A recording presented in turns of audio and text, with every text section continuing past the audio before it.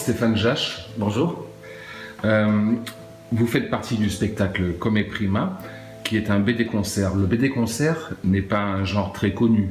Pourquoi avoir choisi ce genre d'exercice? Est-ce que vous êtes vous-même fan de bande dessinée? Alors, moi personnellement, je ne suis pas fan de bande dessinée, mais dans le groupe, il y a quelqu'un qui est très très fan de ça. On totalise à peu près, avec les autres membres du groupe, 4 créations de BD-concerts aujourd'hui. Au départ, ça n'a pas été une idée du groupe, c'était l'idée d'un directeur d'association ou de festival de BD qui a fait une commande au groupe. Notamment, c'était le premier BD-concert.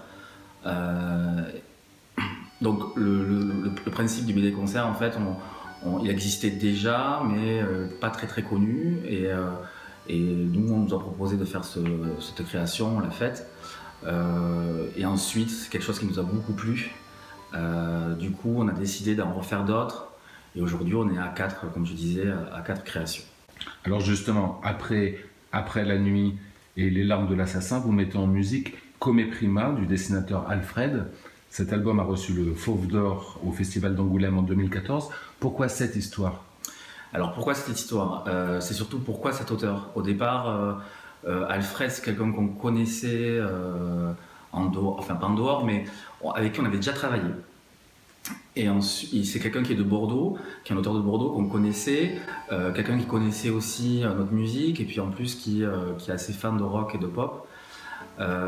Du coup, quand la BD est sortie, on a flashé sur cette BD, sur Come Prima. Dans l'univers rock, on va plutôt faire des BD type western, type thriller, etc. Et là, c'est vrai qu'on sort un peu de ce cadre-là, avec Come Prima. Et puis surtout, on a beaucoup aimé l'histoire. Et quand il a eu le prix à Angoulême, ça nous a vraiment décidé de choisir cette BD. Voilà, tout simplement. Musicalement, dans Come Prima, on trouve plusieurs genres de musique. Il y a à la fois des choses très, très pop-rock, aussi certains passages dans la bande originale qui sont atmosphériques, mais aussi de la musique italienne. Tout à fait. Et le choix de Come Prima, il est là aussi, c'est-à-dire que c'était vraiment une BD une histoire pour laquelle il fallait aussi sortir de notre confort musical, on va dire, où il fallait un petit peu aller chercher dans la musique italienne. Et notamment, il y a des extraits de chansons italiennes des années 50 dans le BD concert. C'est vrai que dans le choix de cette BD, au niveau musical, c'était intéressant parce qu'on n'est pas dans du rock ou de la pop comme on fait d'habitude.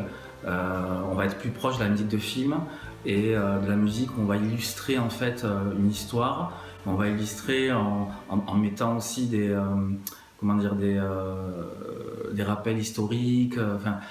La musique, en fait, c'est comme une musique de film qu'on a écrite. D'accord, donc avec une instrumentation très riche aussi. Très riche, oui, il y a 4 instruments acoustiques en plus du basique basse, batterie, guitare. Il y a du violon, de la flûte, de la trompette, de la mandoline, du piano, etc., etc.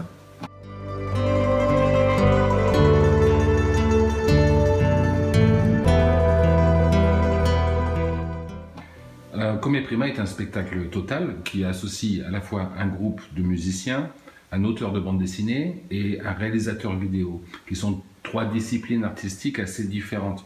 Comment est-ce que vous avez travaillé ensemble? Alors, c'est un travail assez de longue haleine quand même, parce que la création après c'est 1 an. À partir du moment où on a choisi la BD, on en a parlé à Alfred qui a tout de suite accepté le projet. Dans un premier temps, en fait, on travaille à repérer des séquences dans la BD. Le travail a été aussi de faire ressortir des chapitres. Donc il y a un premier travail comme ça où le groupe en fait il va écrire des thèmes par rapport au chapitre de la BD. Et ensuite il y a un travail avec le vidéaste et Alfred aussi pour le montage vidéo. C'est-à-dire, autant la musique, il n'y a eu aucun regard de l'auteur, autant pour la vidéo, là il y a eu un échange avec Alfred, et après un travail très très important avec le vidéaste. C'est-à-dire là, le montage vidéo, c'est ce qui prend quasiment ce qui a pris le plus de temps. Et donc il y a eu des allers-retours de montage pour justement caler nos compositions avec la vidéo. Il y a beaucoup de travail sur la lecture, sur le rythme de lecture, puisque le vidéaste, lui, en général, les vidéastes lisent très très vite. Donc c'est souvent une bataille avec le vidéaste pour ralentir un petit peu la vidéo, par exemple. Enfin voilà, il y a eu tout un travail qui a duré à peu près 1 an entre l'auteur, le vidéaste et les membres du groupe. Et donc pour vous, un travail de synchronisation par la suite? Complètement, ouais. Tout à fait. C'est-à-dire que la musique, elle est calée sur les... Enfin, nous, on est calés sur les images. Il y a aussi des bandes sonores où il y a des sons de bateaux, d'oiseaux, de la mer, de la pluie, des chansons, etc.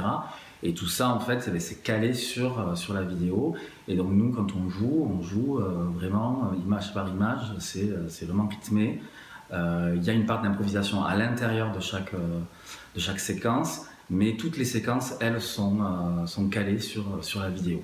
Ça, c'est un travail qu'il a fallu faire avec le vidéaste, voilà, qu'il a fallu travailler ensemble. Voilà. Merci beaucoup, Stéphane. Avec plaisir, merci.